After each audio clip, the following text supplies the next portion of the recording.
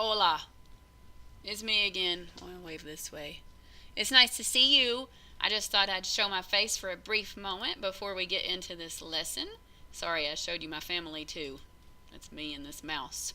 All right, today's lesson is 1.7, solving equations. This is an introduction to it. So I put my little picture of a balance scale on here because equations are mathematical sentences that use an equal sign to state that two expressions represent the same number or are equivalent. Now, some equations can be true, such as 3 plus 2 equals 5. This one right here. I'm going to go ahead and write true out beside it because we know that we can prove it. Unfortunately, some equations can be false. 7 take away 2 is not 4. This is a false equation, and we just proved it because 7 take away 2 is 5.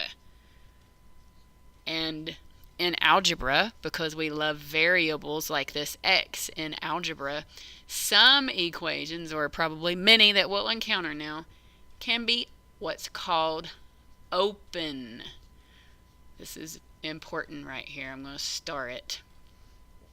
It's open because this is a variable, and we know that variables could stand for any number. We could put anything in here that we wanted to. We could put, it would have to be a -3 to make this equal and make it true. But if I put a 7 in there, I would make it false. That's why this is called an open equation. This is a variable and it could stand for anything. Alright, so I'm going to scroll on down. If you need to pause this, you can to get copied what you need to copy. I'm going to scroll on down here and take a look at what we use to solve equations. We have what's called a set of numbers. We can be given a set of numbers called a replacement set. What that means is the set of numbers from which you can select replacements for a variable. That means I can say, I could put a -3 in here, or I could try a 0, I could try a 7. We're going to replace this variable with numbers that were given in a set. That's our possible solutions. We have to try all those numbers out first to see if they work. The solution set is basically what it sounds like. It's a collection of all the solutions to an equation. What actually works? What numbers can you put in there to make that equation equal and balanced? So let's take a look. I wrote a problem right here that we're going to solve. Let me click on my blue color that I like. So I've got an equation here that says solve 2x equals x plus 3 for this solution set. That means I'm going to replace x with a 0. I'm going to replace it with a 1. I'm going to replace it with a 2 and replace it with a 3. So if I first put a 0 in there, I know that 2 times 0, I know that's 0. Does that equal 0 plus 3? Well, that's 0 equals 3. Well, I know that doesn't work. Alright, so I'm going to put 1 in there. 2 times 1 equals 1 plus, I'm hitting that mouse. Y'all saw that, didn't you? 1 plus 3. Couldn't hide it. So that means 2 equals 4. Nope, that didn't work. Can't do that one. Alright, so let's do 2 this time. 2 times 2 equals 2 plus 3. That would be 4 equals 5. Okay, that doesn't work.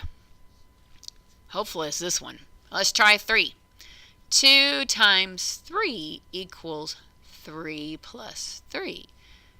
Oh, thank you, Lord. 6 equals 6. So now we've actually found the solution set. The solution is 3. That's the solution set. That's the number that I can replace x with. Let's draw an arrow right over here. That's the one that works. That's my actual solution set. What actually works. So this is the replacement set. What I'm trying, my possibilities. This is the solution. All right, let's move on down. I put another one in here that we could mentally work out.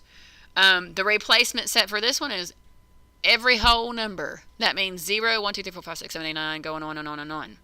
So, do you know what you could multiply by 4 to get 32? I hope so, or I'm going to tell Miss Hall on you. Hopefully you know that the solution set for this problem is 8. Because 8 times 4 equals 32. I hope you figured that one out. So that's the solution set. All right, if we move on down here, I've written out that we can have equivalent equations. That's two equations with the same solution set. So right here is an example of that. X plus 4 equals 10. If the solution set is 6, that means I put 6 in and it equals, and that's true. X plus 6 is 12 if I put 6 in, and we know 6 plus 6 is 12. So these are equivalent equations because they have the same solution set. Over here, they're not equivalent equations because they do not have the same solution set. They have different solution sets. The one for this one is 2 because 2 plus 8 is 10. The one for this equation is 6 because 6 plus 8 is 14. They're not the same. So I'm going to scroll down and show you how this equation is equivalent to this equation. Because it's kind of weird to look at that and think of that, but I'm going to show you how. All equations have to be balanced, right? That means whatever you do to one side, you're going to have to do to the other so it stays balanced. So I took the first equation, x plus 4 equals 10, right here, and I decided I'm going to do the same thing to it. I'm going to add 2 to both sides. There's my 2 on the left-hand side of the equation. There's my 2 on the right-hand side of the equation.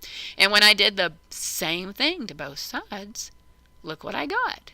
Voila! X plus 6 equals 12, which is my other equation. That's how they are equivalent. They have the same solution set. And I proved that to you how that works. So I want to know if these two equations are equivalent and why. And guess what? This is the last thing because we're going to do the rest of it in class tomorrow. So are these two equations equivalent? I hope you're answering that right now.